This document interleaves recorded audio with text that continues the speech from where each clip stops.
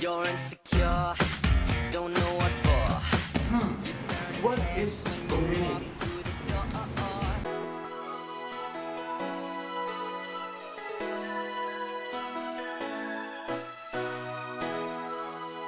Community is a social organization that is territorially localized through which its members satisfy most of their daily needs and deal with most of their common problems. Each member has its patterned role to fulfill a special function. They have to interact and share common services to enhance their common goal of fostering solidarity. A community shares and displays common values such as mutual sense of dependence, identity of interest, a sense of belonging, and an expected pattern of behavior. Community is also a localized group, whether the term is used to describe a barangay, a neighborhood, a town, a city, or a nation. There are also communities within a community.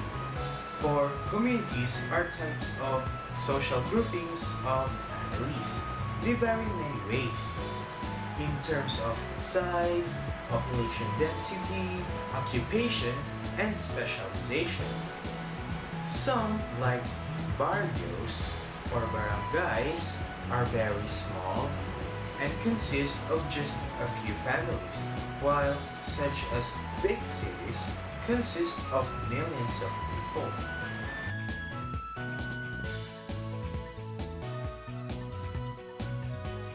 What are the conditions that affect the community?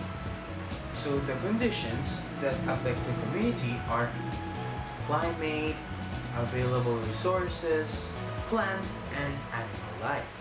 Rural communities have low population and they have cultural homogeneity. And because of their low population and cultural homogeneity, they have less social mobility. Competitions are also present. Either religious position, cultural position, economic position, or control over land. People are engaged in agriculture, forestry, mining, fishing, food gathering, and cottage industries. Anthropologists refer rural communities as peasants. So what are peasants? Peasants are rural folks who produce their own food for subsistence and sell their supply in the towns or cities. And there are no extremes of wealth. And another thing for rural communities is that migration to urban areas are also evident, especially to those women and young people. They are more dependent on traditions and cultural heritage than those in the urban areas. They have rare art centers, museums, universities, and theaters.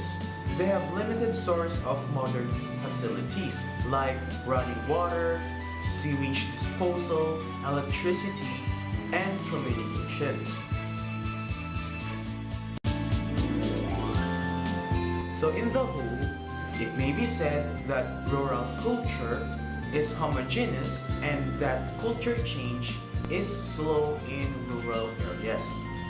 According to Jella Castillo of 1979, Philippines is thus predominantly rural because the estimated population of rural communities is 52.4%, with the remaining 47.6% assumed by the urban population as of 2000. Good afternoon, classmates. Today we will discuss about rural communities. First, we should know about the rural government. Rural government, the barangay or barangay, as it was originally called, has its roots in pre-Spanish time. The barangay, later called barrio, was the basic political unit during the Spanish colonial period. It implemented the programs, policies, lands, and activities of the central government. This arrangement was continued during American colonial version. Political autonomy was extended with the passage of Barrio Council, Act of 1956, and the revised Barrio Charter of 1963. During the martial law, President Marcos decreed the creation of barangays of citizens assemblies in every barrio, municipality, and district in chartered cities. President Marcos used the barangays and strengthened political structures, particularly during election time. Decisions were made by the barangay chairperson and councilor, landowners, or agents representatives. Let us talk about rural education. Most people in the rural areas dreams that their children will achieve a college education, as they believe that a college degree is the means for the better social status in life. It is sad commentary that education in the rural areas cannot guarantee. Usually, one finds only a 6th grade elementary school, or at best, a community high school in the barangay. For a college education, one has to go to the population or a major city. Many elementary schools are not accessible to pupils in the rural areas. Some remote barangay have no school at all. School buildings are small and dilapidated. Often, this can accommodate only 1 and 2 school children because rural areas lack teachers and some assign their appear incompetent and conduct lessons in uninteresting ways. Rural religion. Majority of the people in rural areas are Roman Catholics, but people of the other religions concentration is unlabeled. In the north, a large number of other Agripine religions, and in the south with the Islam faith.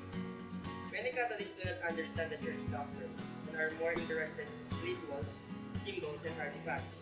Christianity has not been accepted in en toto but has been fused with indigenous beliefs.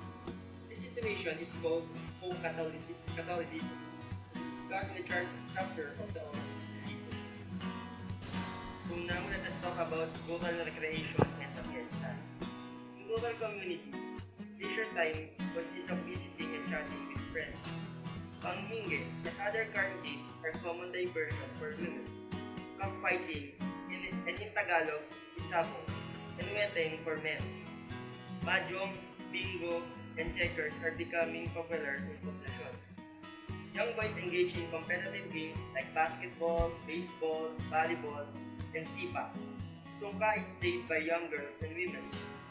A number of families have transistors of radios and more affluent ones own television sets.